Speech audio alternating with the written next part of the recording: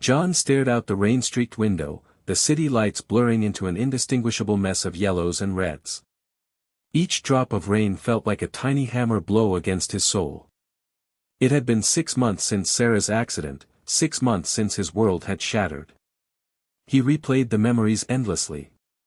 Sarah's infectious laughter echoing through their small apartment, her warm hand in his during their evening walks, the way her eyes crinkled when she smiled. Now, only silence remained. He remembered their last conversation vividly. They were arguing about something trivial, the color of the living room wall, perhaps. He couldn't even recall the specifics now, only the sharp tone of his voice and the hurt that flashed across her face. Her final words, spoken in a moment of frustration, now haunted him. "I just need some space, John. Some peace." Those words now echoed in the hollow chambers of his heart, twisted by guilt and regret. He saw her everywhere. In the crowded streets, in the faces of strangers, in the quiet corners of their apartment.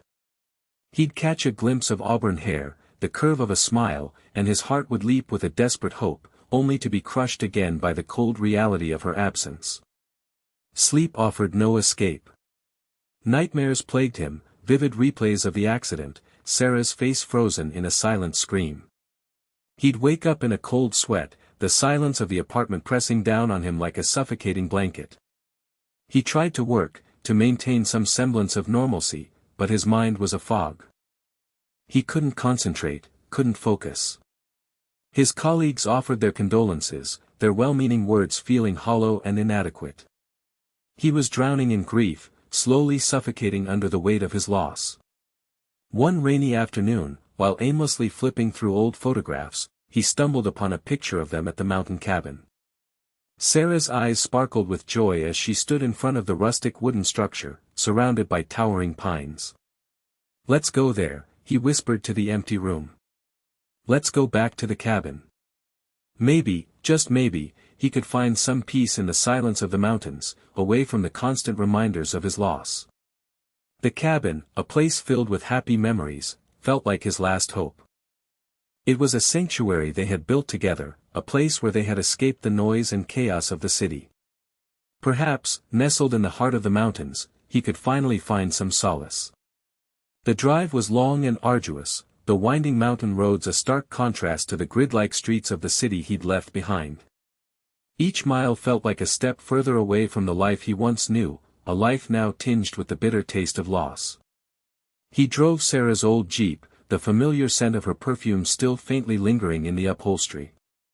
It was a bittersweet comfort, a reminder of what he had lost and a fragile link to the woman he loved. He remembered Sarah loved these drives.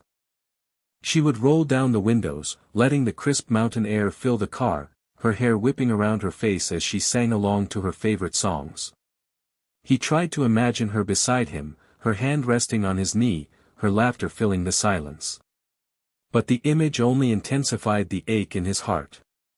As he ascended higher into the mountains, the landscape transformed. Towering pines replaced the concrete jungle, and the air grew noticeably cooler. The world seemed to shrink, the noise of the city fading into a distant hum. He began to feel a sense of anticipation, a flicker of hope that maybe, just maybe, the cabin could offer him some respite from his grief. The cabin was just as he remembered it. A small, rustic structure nestled in a clearing, surrounded by a dense forest. The wooden walls were weathered and worn, but the cabin exuded a sense of warmth and welcome. He pulled the Jeep into the driveway, the crunch of gravel beneath the tires the only sound in the stillness of the mountains. He stepped out of the car, taking a deep breath of the crisp mountain air. It was clean and fresh, a welcome change from the polluted air of the city. He could smell pine needles and damp earth, a scent that instantly transported him back to happier times with Sarah. He unlocked the cabin door, the hinges groaning in protest. The interior was dark and musty, but he quickly threw open the windows, letting in the sunlight. Dust motes danced in the air as the cabin slowly came to life. He ran his hand over the worn wooden table, remembering the countless meals he and Sarah had shared there. He smiled sadly, a wave of nostalgia washing over him. This place held so many precious memories. This had been their haven. Maybe this escape was exactly what he needed. Or so he hoped. The first few days at the cabin passed in a blur of quiet routine. John cleaned, organized, and attempted to settle into a rhythm. He chopped wood, started a fire in the old stone fireplace, and brewed himself strong coffee. The silence was almost deafening, broken only by the crackling fire and the occasional rustle of leaves outside. He spent hours staring out the window, watching the wind sway the trees and the clouds drift across the sky. He tried to read, but his mind wandered. He tried to listen to music, but every song reminded him of Sarah. He found himself drawn to the small, framed photographs scattered around the cabin. Pictures of them hiking in the mountains, laughing by the lake, and cozying up by the fire. Each image a sharp reminder of what he had lost. Evenings were the hardest. As darkness fell, the cabin felt smaller, more isolated. The silence amplified, and the shadows seemed to dance with unseen figures. He would sit by the fire, nursing a glass of whiskey, trying to numb the pain. Sleep remained elusive, and when it came, it was fitful and disturbed by nightmares. He walked in the woods, trying to find some solace in nature. He followed winding trails, the scent of pine filling his lungs. He tried to identify the different birdsongs, remembering how Sarah loved to teach him about the local wildlife. But even in the beauty of the forest, he couldn't escape the crushing weight of his grief. He felt like a ghost, wandering through a world that no longer held any meaning for him. One afternoon, he decided to tackle the overgrown garden. Sarah had always loved gardening, and the small patch of land behind the cabin had once been a vibrant explosion of color. Now, it was a tangled mess of weeds and overgrown plants. As he pulled weeds and turned the soil, he imagined Sarah beside him, her hands covered in dirt, her face radiant with joy. He felt a pang of sadness, a reminder of all the things they would never do together. He continued to work, his muscles aching, his mind lost in memories. As the sun began to set, he stood back to admire his work. The garden was still a mess, but he had made a start. He felt a small sense of accomplishment, a flicker of purpose in the face of overwhelming despair. Maybe, he thought, he could find a way to rebuild his life, one small step at a time. But the silence of the approaching night felt ominous, a heavy blanket settling over the cabin and the surrounding woods. That night, a storm rolled in. The wind howled through the trees, rattling the windows and shaking the cabin to its foundations. Rain lashed against the roof, a relentless drumming that echoed through the small space. John huddled by the fire, feeling a growing sense of unease. The storm seemed to mirror the turmoil within him, a chaotic tempest of grief and loneliness. He was reading a book, but the words blurred on the page. He kept glancing at the windows, half expecting to see a face staring back at him from the darkness. The wind seemed to be whispering his name, a low, mournful sound that sent shivers down his spine. Suddenly, above the roar of the storm, he heard something else. A faint whisper, barely audible, seemed to be coming from the walls. He strained his ears, trying to make out the words. At first, he thought it was just the wind playing tricks on him, but then he heard it again, clearer this time. John. His heart pounded in his chest. He knew that voice. It was Sarah's. He sat bolt upright, his eyes wide with fear and disbelief. He told himself it was his imagination, a product of his grief-stricken mind. But the whisper persisted, a faint echo of her voice that seemed to be coming from everywhere and nowhere at once. John. I'm cold. He stood up, his legs trembling. He walked over to the wall, pressing his ear against the rough wooden planks. The whisper was louder here, more distinct. John. Don't leave me. He stumbled back, his mind reeling. He couldn't be hearing this. It wasn't possible. Sarah was gone. He was alone. He tried to convince himself that it was just the wind, the old house settling, anything but what it sounded like. But deep down, he knew. He knew that he was hearing Sarah's voice. He ran to the bedroom, slamming the door shut behind him. He huddled under the covers, his body shaking uncontrollably. He closed his eyes, trying to block out the sound, but the whispers followed him, seeping through the walls, filling his head. "John. I miss you." He squeezed his eyes tighter, tears streaming down his face. He couldn't take it anymore. He had to get out of here. This cabin, which he had hoped would bring him peace, was turning into a living nightmare. The whispers were a constant reminder of his loss, a torment that he couldn't escape. He didn't know what was happening, but he knew he couldn't stay here any longer. He would leave in the morning, he decided. First light. He just had to make it through the night. The next morning dawned bright and clear, the storm having passed as quickly as it arrived. Sunlight streamed through the windows, illuminating the dust motes dancing in the air.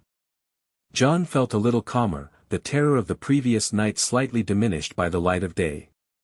He told himself that it had all been a dream, a figment of his imagination fueled by grief and exhaustion. He made himself a cup of coffee, his hands still trembling slightly. He sat at the table, staring out at the peaceful landscape. The birds were singing, the trees were swaying gently in the breeze, and the world seemed to be at peace. He tried to convince himself that everything was normal, that he was just being paranoid. He decided to take a walk in the woods, hoping to clear his head. As he walked, he tried to focus on the beauty of his surroundings, the vibrant green of the trees, the delicate wildflowers blooming along the path. But the whispers from the night before lingered in his mind, a haunting echo that he couldn't shake. He walked deeper into the woods, following a trail he and Sarah had often hiked together. He remembered her laughter, her enthusiasm for nature, her ability to find joy in the simplest things. He missed her terribly. As he walked, he started to hear the whispers again. This time, they were fainter, almost imperceptible, but they were definitely there. "Be careful." He stopped, his heart pounding. He looked around, but there was no one there. He told himself it was just the wind, rustling the leaves in the trees. He continued walking, trying to ignore the whispers, but they grew louder, more insistent. "Watch out for the branch." He frowned, confused. He looked up, but he didn't see anything. Suddenly, a large branch snapped from a tree above him, falling directly in his path. He jumped back just in time, narrowly avoiding being hit. He stared at the branch in disbelief. It had fallen from a tree that seemed perfectly healthy, and there was no wind strong enough to have caused it to break. He felt a chill run down his spine. He knew that the whispers had warned him. They had saved him. He turned and ran back to the cabin, his mind racing. He didn't know what was happening, but he knew that the whispers were real. And they were somehow connected to Sarah. He had dismissed them as grief, but they had predicted an event. What did it mean? Back inside the cabin, John paced nervously, trying to make sense of what was happening. He tried to rationalize it, telling himself it was all a coincidence, a trick of the mind. But he couldn't shake the feeling that something else was at play. The whispers continued, growing more frequent and more distinct. They seemed to be coming from everywhere, the walls, the floor, the ceiling. They were no longer just random words, but fragments of phrases Sarah used to say, phrases that were deeply personal and meaningful to him. "Remember that time in Paris?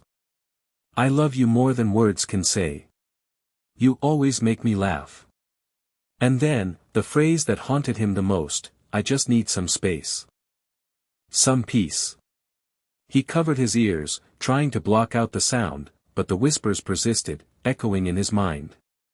He felt like he was losing his grip on reality, teetering on the edge of madness. He started to analyze the whispers, trying to find a pattern, a reason behind them. He thought about Sarah's last words, her desire for space and peace. Could it be that her spirit was somehow trapped in the cabin, unable to find rest? He remembered a story Sarah had once told him about the cabin, a local legend about a woman who had died of a broken heart, her spirit forever bound to the land. He had dismissed it as folklore at the time, but now, he wondered if there was some truth to it. He tried to communicate with the whispers, asking questions, pleading for answers. But the whispers only responded with fragments of Sarah's voice, repeating the same phrases over and over again. He was exhausted, both physically and emotionally. He hadn't slept properly in days, and the constant whispers were driving him to the brink. He felt like he was trapped in a nightmare, a never-ending cycle of grief and torment. He knew he had to do something. He couldn't continue living like this, haunted by the whispers of his dead wife.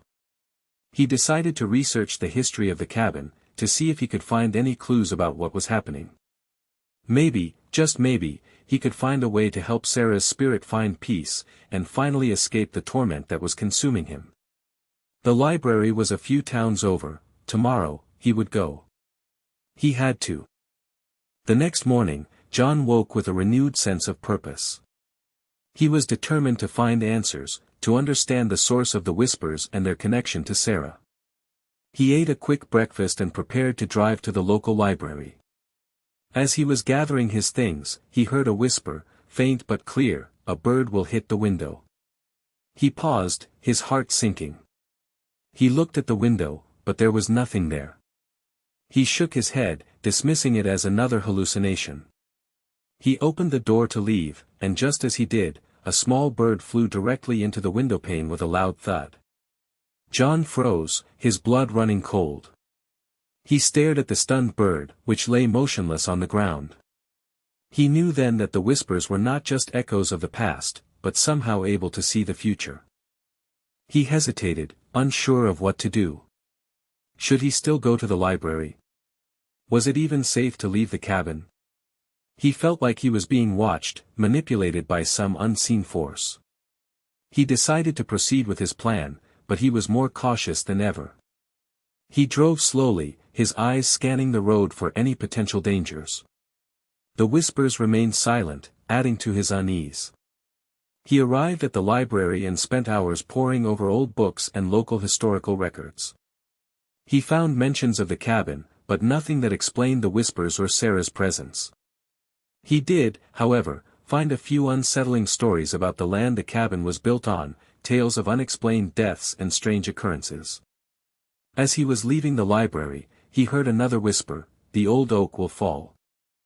He looked around, but there were no oak trees in sight. He dismissed it as another random prediction, but as he drove back to the cabin, he saw it.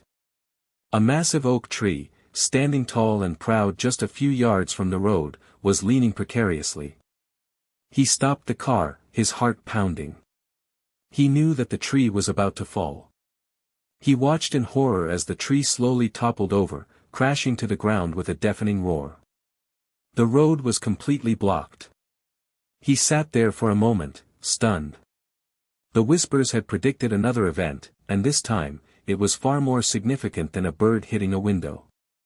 He was no longer just questioning his sanity, he was genuinely terrified. The whispers were real, they were connected to Sarah, and they were somehow controlling the events around him. He felt like a pawn in a twisted game, with no idea of the rules or the stakes.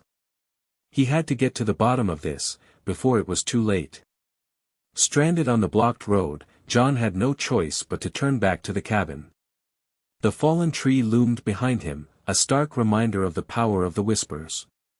He felt a growing sense of dread, a feeling that he was trapped in a nightmare from which there was no escape.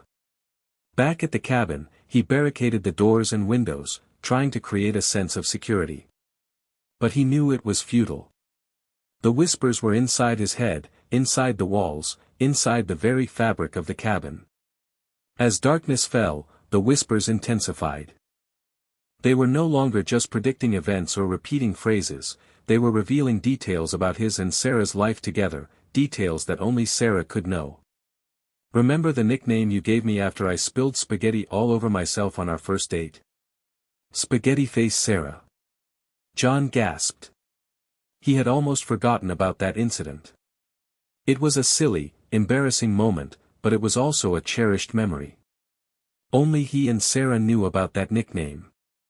"Remember the time we got lost hiking and had to spend the night in that cave? You were so scared of the bats, but you pretended to be brave for me." He remembered that night vividly. He had been terrified of the bats, but he didn't want Sarah to know. How could the Whispers know about that?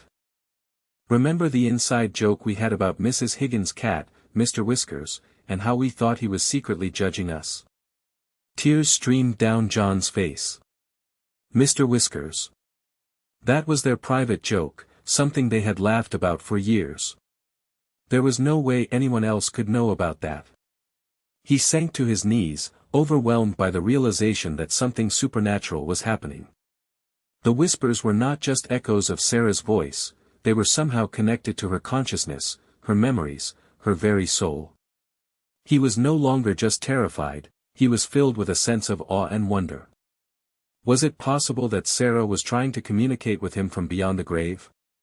Was she trying to warn him about something? He decided to try to communicate with the Whispers again, to ask them directly what they wanted, what they were trying to tell him. He closed his eyes, took a deep breath, and spoke into the darkness. Sarah? Is that you? What do you want me to do? The Whispers fell silent for a moment, and then, he heard a new voice, a voice that was both familiar and alien. Leave this place, John. It's not safe for you here. The cabin. It feeds on sorrow. John's eyes snapped open. He finally understood. The cabin wasn't just haunted by Sarah's spirit, it was feeding on his grief, amplifying his sorrow, and using it to create these whispers. He had to escape, before it consumed him completely. Knowing he had to leave, John spent the rest of the night preparing for his escape. He packed his belongings, gathered supplies, and tried to formulate a plan. The whispers continued, a constant reminder of the danger he was in. He couldn't shake the feeling that he was missing something, that there was something more he needed to understand about the cabin and its history. He remembered the unsettling stories he had found at the library, the tales of unexplained deaths and strange occurrences. He decided to delve deeper, to uncover the truth about the land on which the cabin stood. He spent hours online, searching for information about the area. He found old newspaper articles, historical records, and even online forums dedicated to paranormal activity in the region. As he pieced together the information, a disturbing picture began to emerge. The land had a dark history, dating back centuries. It was said to have been a sacred burial ground for a Native American tribe, a place of power and mystery. Over the years, it had been the site of numerous tragedies, including a series of unexplained deaths and disappearances. One story, in particular, caught his attention. It was about a family who had built a cabin on the land in the early 1900s. They had lived there for only a few months before they were all found dead, their bodies bearing no signs of physical trauma. The local authorities had ruled it a case of mass hysteria, but the rumors persisted that something more sinister had happened. Another story told of a woman who had lost her husband in a tragic accident. She had retreated to the cabin, hoping to find solace in the mountains, but she was driven mad by strange whispers and visions. She eventually took her own life, leaving behind a note claiming that the cabin was haunted by the spirits of the dead. John felt a chill run down his spine as he read these stories. He realized that the cabin was not just a place of sorrow, it was a place of darkness, a vortex of negative energy that amplified grief and despair. It was no wonder that Sarah's spirit was trapped there, and that he was being tormented by the whispers. He now understood that he wasn't just fighting against his own grief, he was fighting against a malevolent force that had been lurking in the shadows for centuries. He had to escape, not just for his own sake, but for Sarah's as well. He had to break the cycle of sorrow and darkness that had plagued the land for so long.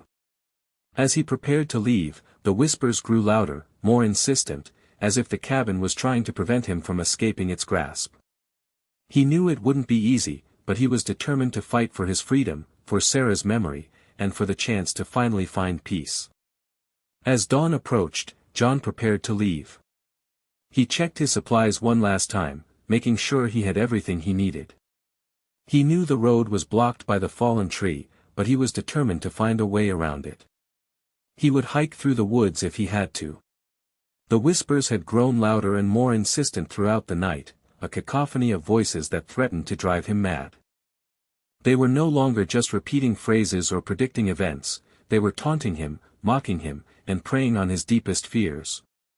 "You'll never escape, John. This cabin will be your tomb. Sarah is here with us now. She doesn't want you to leave. You're weak, John. You're nothing without her." He tried to ignore them, to focus on his plan, but the whispers were relentless. They seeped into his mind, twisting his thoughts and eroding his resolve. He had also started experiencing vivid nightmares, horrifying visions of Sarah suffering, trapped in a dark and desolate place. He would wake up in a cold sweat, his heart pounding, the whispers echoing in his ears. He felt like he was losing his grip on reality, descending into a state of paranoia and delusion. He started to distrust everything and everyone. He suspected that the whispers were trying to manipulate him, to drive him to despair and prevent him from leaving the cabin. He glanced out the window, half expecting to see a shadowy figure lurking in the trees. He imagined that the whispers were watching him, waiting for him to make a mistake. He knew he had to be strong, that he couldn't let the whispers win. He had to focus on his goal, to escape the cabin and break free from the cycle of sorrow and darkness. He took a deep breath, steeled his resolve, and opened the door. As he stepped outside, the whispers reached a crescendo, a deafening chorus of voices that seemed to shake the very foundations of the cabin. He ignored them, pushing forward, determined to escape. He knew it would be a long and difficult journey, but he was ready to face whatever challenges lay ahead. He had to escape the cabin, not just for himself, but for Sarah, and for all those who had been trapped by its darkness. He started down the path, not knowing what awaited him, but knowing that he could never return. The whispers, however, were not silent. They followed him. Louder than ever before. More menacing. More real. He was running for his life.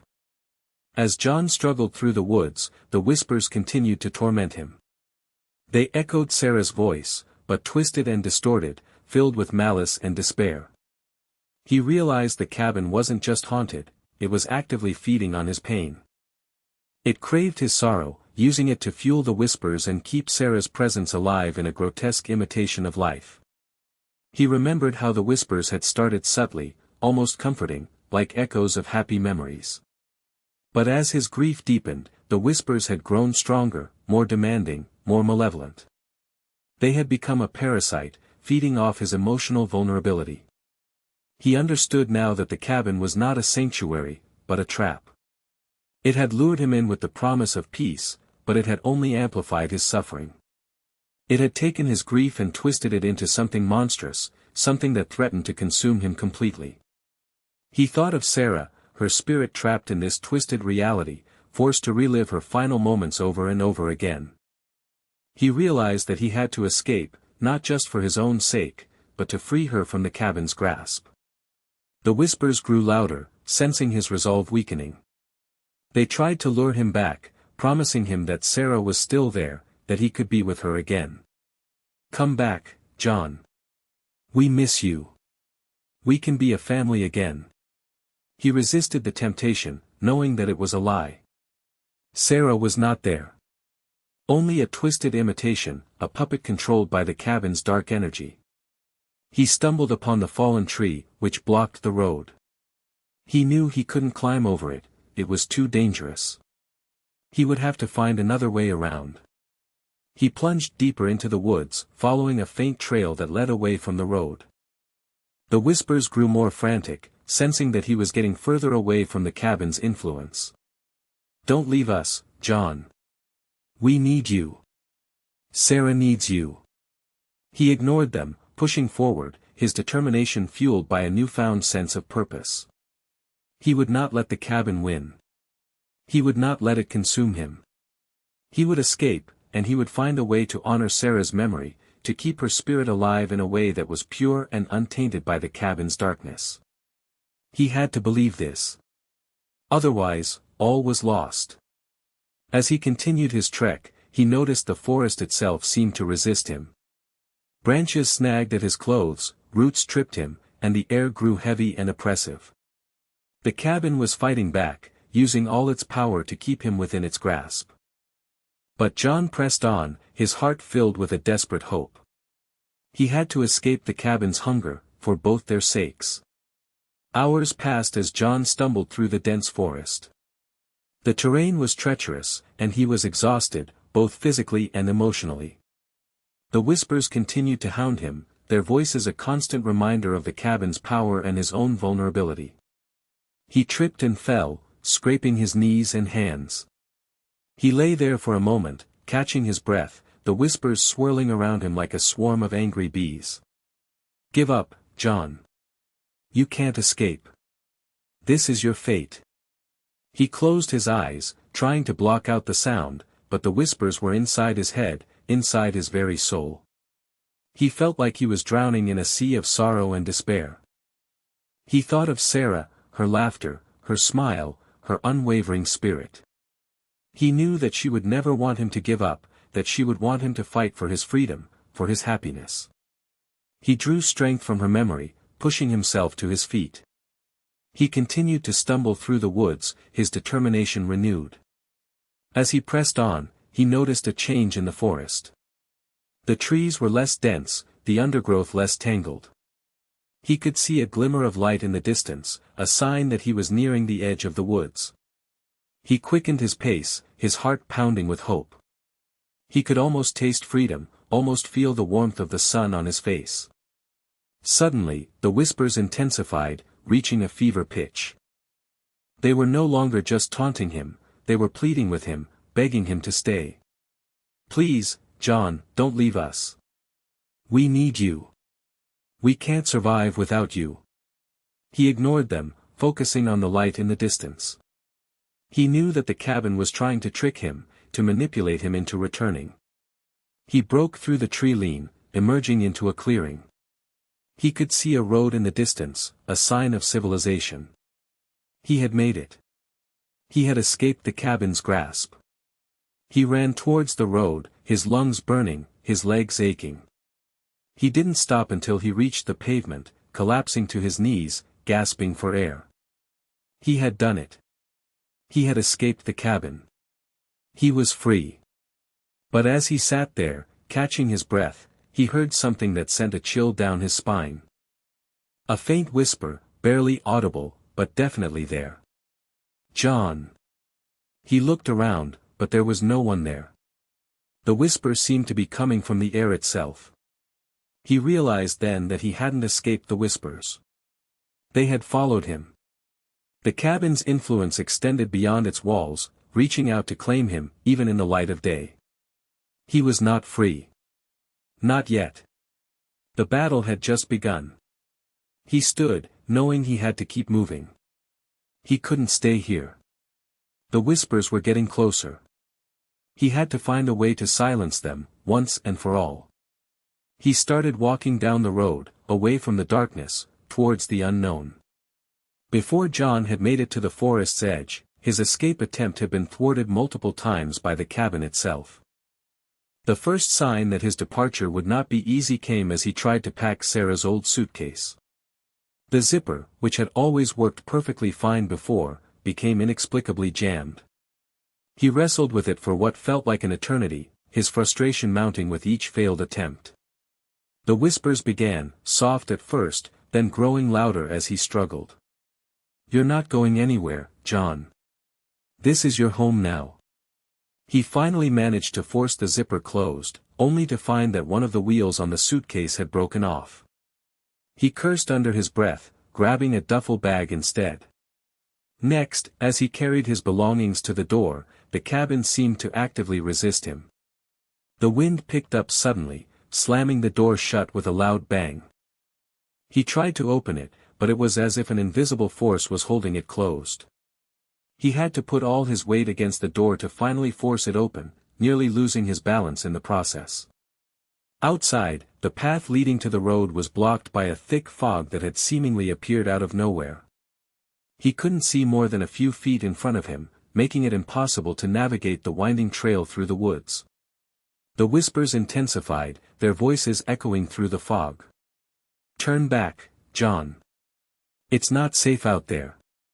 You'll get lost. He hesitated for a moment, the fog swirling around him like a ghostly shroud. He knew that the cabin was trying to scare him, to disorient him, to prevent him from leaving. He took a deep breath and stepped into the fog, determined to push forward. As he walked, he could hear strange noises in the woods, rustling leaves, snapping branches, and the distant hooting of an owl. He couldn't shake the feeling that he was being watched, that something was lurking in the shadows, waiting to pounce.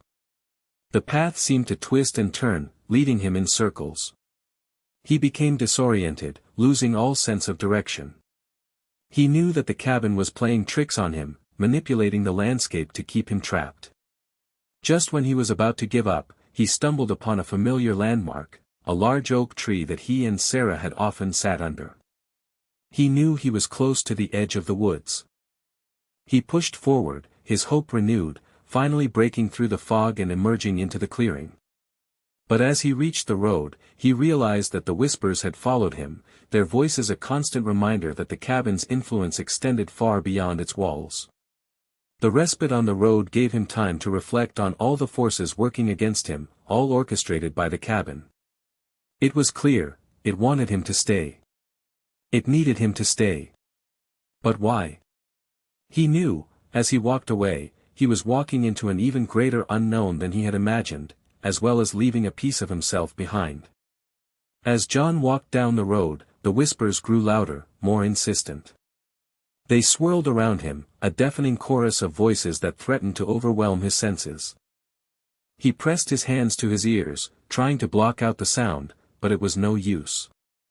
The whispers were inside his head, inside his very soul. They began to reveal secrets, fragments of information that he had never known, dark truths about Sarah's life that had been hidden from him. She was sick, John. She knew she was going to die. She didn't want you to suffer. She wanted to protect you. The accident. It wasn't an accident. John stopped walking, his heart pounding in his chest. He couldn't believe what he was hearing. Was it possible that Sarah had known about her impending death? Was it possible that the accident had been something more than just a tragic coincidence? The whispers continued, their voices growing more intense, more accusatory. She was afraid, John. Afraid of what would happen to you if she died. She made a deal, John. A deal with the cabin. She offered herself to the cabin, in exchange for your happiness. John sank to his knees, his mind reeling. He couldn't process what he was hearing. It was too much, too unbelievable. She thought she was protecting you, but she was wrong. She only made things worse. The cabin doesn't care about happiness, John. It only cares about sorrow. It feeds on pain, and it will never let you go. The whispers revealed a dark secret about Sarah's death. She had known she was sick and, fearing for John's future grief, had made a deal with the cabin, offering herself to it in exchange for his well-being. The whispers claimed she thought she was protecting him but only made things worse, as the cabin only craved sorrow. He realized then that the cabin had been manipulating him all along, using Sarah's memory to keep him trapped, to feed on his grief. He had been a pawn in a twisted game, a victim of the cabin's insatiable hunger for sorrow. He stood up, his eyes filled with anger and determination. He would not let the cabin win. He would not let it control him. He would find a way to break free from its grasp, to silence the whispers, and to honor Sarah's memory in a way that was pure and untainted by the cabin's darkness. He knew it wouldn't be easy, but he was ready to fight. He had to fight, for himself, for Sarah, and for all those who had been trapped by the cabin's malevolent power. The whispers still surrounded him, but now, he heard something new in their chorus, fear. The cabin sensed it was losing its grip. He started running down the road, away from the darkness, towards the unknown, his heart filled with a newfound sense of purpose. He would not let the cabin define his life. He would create his own future, free from the shadows of the past. He would honor Sarah's memory by living a life filled with joy, love, and laughter, a life that would defy the cabin's hunger for sorrow. He ran faster, the whispers fading slightly with each step, a small victory in a long and arduous battle. As John ran, he began to process the dark secret the whispers had revealed. Sarah had made a choice, a desperate attempt to protect him from the pain of her loss. He finally understood her last words, her need for space. Some peace. She had been preparing him, trying to let him go, even as she clung to life. He stopped running, his body exhausted, his mind overwhelmed. He closed his eyes, took a deep breath, and spoke aloud, his voice trembling with emotion. "Sarah, I understand. I forgive you." He acknowledged her sacrifice, her love, her fear. He released her from the burden of her secret, from the weight of her guilt. He accepted her choice, even though it had led him to this terrifying place.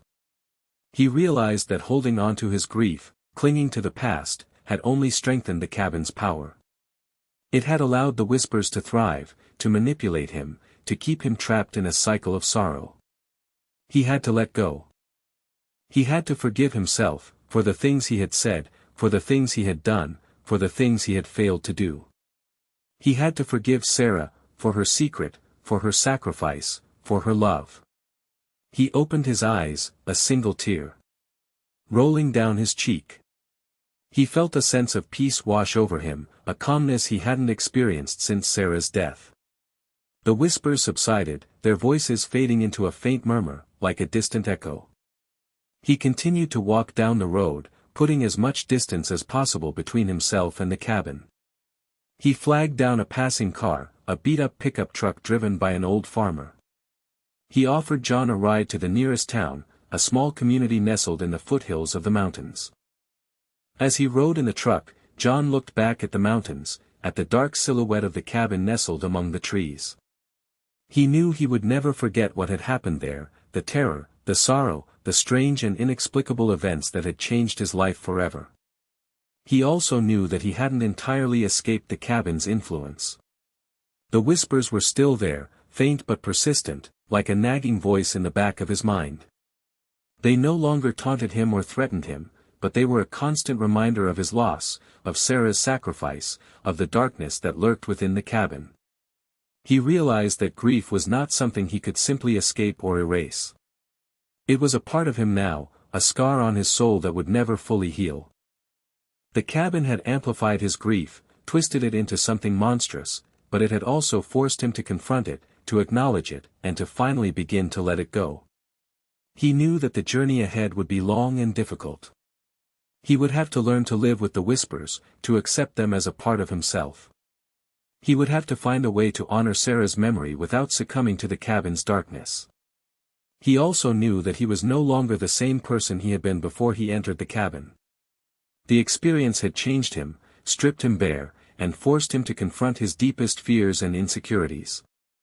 He was stronger now, more resilient, more determined to live a life filled with purpose and meaning. He would carry the whispers with him, not as a burden, but as a reminder of the lessons he had learned, of the love he had shared with Sarah, and of the power of the human spirit to overcome even the darkest of challenges. The whispers remained, a constant reminder, yet now, they also served as a quiet motivation to live a better life.